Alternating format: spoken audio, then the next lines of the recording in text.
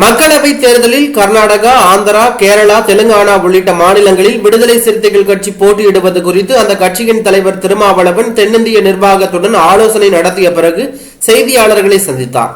அப்போது திமுகவுடனான கூட்டணி பேச்சுவார்த்தை குறித்து செய்தியாளர்கள் எழுப்பிய கேள்விக்கு பதிலளித்த அவர், திமுகவிலிருந்து அதிகாரப்பூர்வ அழைப்பு இன்னும் வரவில்லை. எங்களுக்கு இருக்கும் தகுதி அடிப்படையிலேயே 3 தொகுதிகளை கேட்கிறோம்.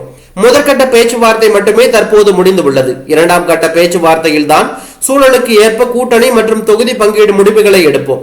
தேவைப்பட்டால் முதலமைச்சர் மு.க.ஸ்டாலினை நேரில் சந்திப்போம். எங்கள் பலம் அறிந்துதான் கோரிக்கையை முன்வைத்து உள்ளோம்.